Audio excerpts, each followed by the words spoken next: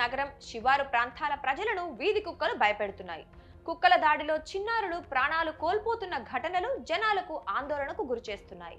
July 16న రాత్రి సమయంలో మేడ్చల్ జిల్లా జవహర్ నగర్లో ఏడాదిన్నర వయసున్న బాలుడు ఇంటి ముందు ఆడుకుంటుండగా ఈడ్చుకెళ్లిన కుక్కలు దారుణంగా కరిచాయి.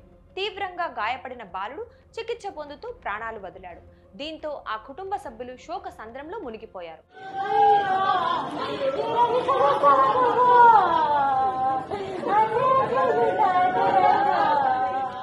మేడ్చల్లో వీధి కుక్కల దాడిలో చిన్నారి మరణించిన ఘటనపై సీఎం రేవంత్ రెడ్డి దిగ్భ్రాంతి వ్యక్తం చేశారు. వీధి కుక్కల బెడద ఎక్కువగా ఉన్న ప్రాంతాల నుంచి ప్రజలు ఫిర్యాదు చేసేందుకు వీలుగా కాల్ సెంటర్ను, టోల్ ఫ్రీ నంబర్ను ఏర్పాటు చేయాలని అధికారులకు సీఎం ఆదేశించారు. వీధి కుక్కలు దాడులు మనుషులపై చేయటానికి కారణాలను అధ్యయనం చేయటం కోసం ఓ కమిటీని ఏర్పాటు చేయాలని ఆయన సూచించారు. శునకాలు కరిచిన వారికి వెంటనే చికిత్స అందించడం కోసం రాష్ట్రంలోని అన్ని హాస్పిటళ్లలోనే అవసరమైన మందులను అందుబాటులో ఉంచాలని అధికారులకు సీఎం ఆదేశించారు.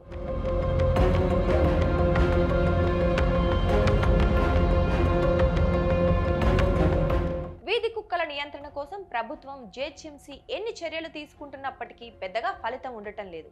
కుక్కల కోసమే ఏటా 12 కోట్ల రూపాయలు ఖర్చు చేస్తున్నప్పటికీ, స్టెరిలైజేషన్ చేపడుతున్నప్పటికీ వీధి కుక్కల సంఖ్య ఏటా పెరుగుతూనే ఉంది. ప్రస్తుతం గ్రేటర్ హైదరాబాద్ పరిధిలో 6 లక్షల శునకాలు ఉన్నాయని బల్దియా చెబుతోంది. సంతానోత్పత్తి శస్త్రచికిత్స చేస్తే కుక్కల సంఖ్య తగ్గాల్సి ఉండగా పెరుగుతోంది. దీంతో స్టెరిలైజేషన్ ప్రక్రియ కాగితాలకే పరిమితం అవుతోందనే విమర్శలు వస్తున్నాయి.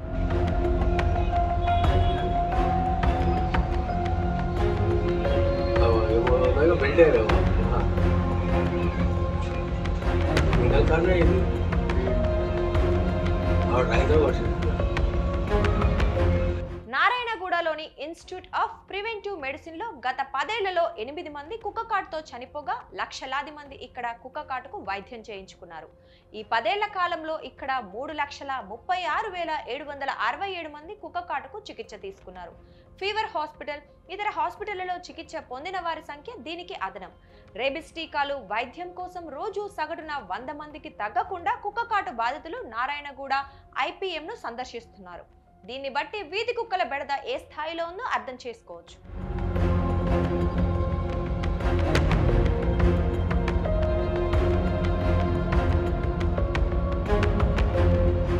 ప్రధాన నగరంతో పోలిస్తే హైదరాబాద్ శివారు ప్రాంతాల్లోని మున్సిపాలిటీలు, కార్పొరేషన్లలో వీధి కుక్కల బెడద ఎక్కువగా ఉంది. జీహెచ్ఎంసీ చుట్టూ ఉన్న 7 కార్పొరేషన్లు, మున్సిపాలిటీల్లో అసలు వెటర్నరీ విభాగమే లేకపోవడంతో ఈ ప్రాంతాల్లో వీధి కుక్కలకు స్టెరిలైజేషన్, వ్యాక్సినేషన్ చేపట్టడం కష్టతరంగా మారింది. నిజాంపేట కార్పొరేషన్తో పాటు నార్సింగి, కొంపల్లి, దుండుగల్, మణికొండ మున్సిపాలిటీలు వీధి కుక్కల నియంత్రణకు స్వచ్ఛంద సంస్థలతో ఒప్పందం చేసుకున్నాయి.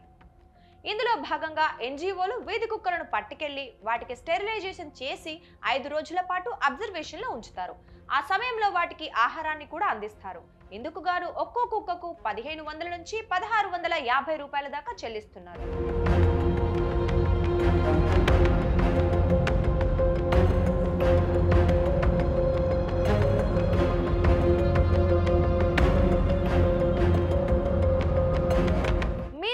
బండ్లగూడ కార్పొరేషన్ల పరిధిలోనూ వీధి కుక్కల నియంత్రణ బాధ్యతలను ఎన్జీఓలకు అప్పగించారు.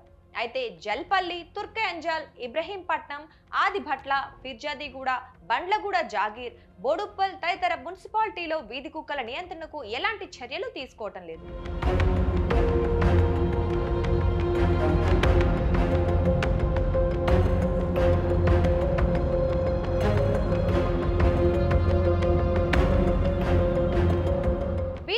దాడులు పెరుగుతుండటంతో చిన్నారులను ఒంటరిగా బయటకు పంపేందుకు తల్లిదండ్రులు జంకుతున్నారు. రాత్రి సమయంలో బండ్ల మీద వెళ్తున్న వారిని సైతం కుక్కలు వెంబడిస్తున్నాయి. దీంతో వాహనదారులు ఆందోళనకు గురై ప్రమాదాల బారిన పడుతున్నారు. శునకాలు వీధుల్లో ఆడుకుంటున్న చిన్నారులపైనే కాదు, ఇంట్లో ఉన్న వారిపైన దాడి చేసి గాయపరుస్తున్న ఘటనలు పెరుగుతుండటంతో జనం ఆందోళన చెందుతున్నారు. ప్రభుత్వం వీధి కుక్కల బెడదను తప్పించాలని కోరుతున్నారు.